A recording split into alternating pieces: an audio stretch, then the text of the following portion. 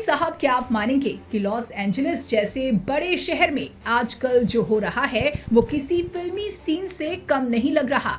लेकिन ये कोई हॉलीवुड की फिल्म नहीं है, ये असलियत है। लॉस एंजलिस जो अपने ग्लैमर, हॉलीवुड और चकाचौंध के लिए जाना जाता है, आजकल आग की लपटों में घिरा हुआ है। अब आप सोच रहे होंगे कि ऐसा क्यों हो रहा है। चलिए कहानी शुरू से बताते हैं।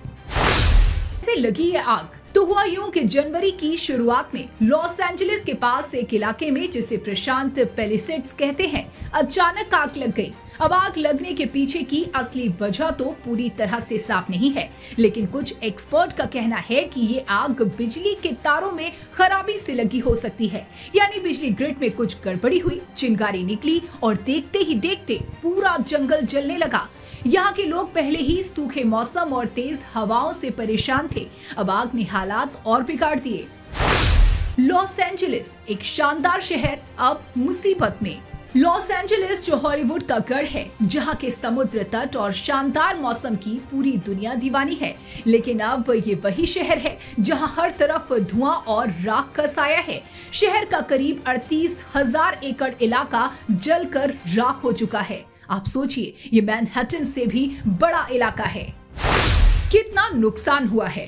अरे भाई, नुकसान की बात मत पूछिए। अब तक का जो अनुमान है उसके हिसाब से 150 बिलियन डॉलर यानी करीब 12 लाख करोड़ रुपए का नुकसान हो चुका है। इतने पैसे में तो पूरा एक छोटा देश चल सकता है। हजारों घर जल गए, लाखों लोगों को अपना सब कुछ छोड़कर भागना पड़ा। करीब 16 लोगों की जान भी चली गई और 1,50,000 से ज्यादा लोग बेघर हो गए। और नुकसान सिर्फ पैसे का नहीं है, वहाँ के लोग, उनकी यादें, उनका घर, सब कुछ इस आग ने निगल लिया। सरकार और फायर ब्रिगेड क्या कर रहे हैं? अब आप सोच रहे होंगे कि इतनी बड़ी तबाही को रोकने के लिए सरकार और फायर ब्रिगेड क्या कर रहे हैं, तो सुनिए। गवर्नर गेविन न्यूसॉम ने करीब 1400 फायर फाइटर्स को तैनात किया है। साथ ही आसमान से पानी गिराने वाले प्लेन और हेलीकॉप्टर भी काम पर लगे हुए हैं।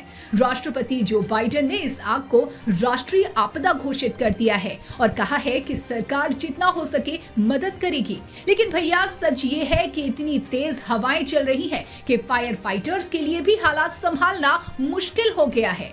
हवाएं 70 मील प्रति घंटे की रफ्तार से चल रही हैं। आप सोचिए, ऐसी हवाओं में आग कितनी तेजी से फैलेगी।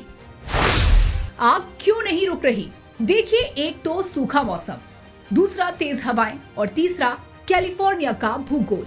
ये तीनों मिलकर आग बुझाने में सबसे बड़ी रुकावट बने हुए हैं। और हाँ, एक और बात, कई बार लोग सोचते हैं कि अमेरिका जैसे देश में तो हर चीज के लिए टेक्नोलॉजी है, तो ये आग क्यों नहीं बुझा पा रहे? भाई, टेक्नोलॉजी भी तभी काम करती है जब हालात काबू में हो, और यहाँ तो हर दिन हालात और खराब हो रहे हैं। अब क्या हो रहा है? ये आग पिछले 5 दिनों से जल रही है और अभी भी पूरी तरह से काबू में नहीं है। फायर ब्रिगेड दिन रात काम कर रही है, लेकिन हर दिन तेज हवाएं और सूखा मौसम उनके सारे प्लान खराब कर देते हैं। अधिकारियों का कहना है कि अगले कुछ दिन और भी मुश्किल भरे हो सकते हैं, क्योंकि हवाओं की रफ्तार और बढ़ने वाली है। मतलब आग और भी तेजी से फैल सकती है। आम लोगों की जिंदगी पर असर। इस आग ने यहाँ के लोगों की जिंदगी पूरी तरह बदल दी है। सोचिए, आपको अपना घर, अपनी गाड़ी, अपनी यादें, सब कुछ छोड़कर अचानक भागना पड़े, वो भी ये जानकर जब आप वापस आएंगे तो शायद कुछ भी नहीं बचा होगा। कई लोगों का कहना है कि उन्होंने अपनी जिंदगी की सारी कमाई अपने घरों पर लगाई थी और अब सब कुछ राख हो गया है। निष्कर्ष, क्या होगा आगे? लॉस एंजलिस की ये आग हमें एक बहुत बड़ा सबक सिखा रही है। जलवायु परिवर्तन, सूखा और हमारी लापरवाही ने हमें इस हालात में पहुंचा दिया है। ये आग सिर्फ अमेरिका की नहीं, बल्कि पूरी दुनिया के लिए एक चेतावनी है। अब हम सबको उम्मीद है कि आग जल्द ही बुझ जाए और लोग अपने घर लौट सकें, लेकिन इस तबाही का असर सालों साल महसूस किया जाएगा। तो ये थी कहानी लॉस एंजलिस की आग की। क्या आप सोच सकते हैं कि ऐसा भयानक मंजर किसी के साथ हो? सोचिए और समझिए कि हमें अपने पर्यावरण और संसाधनों का ख्याल रखना कितना जरूरी है।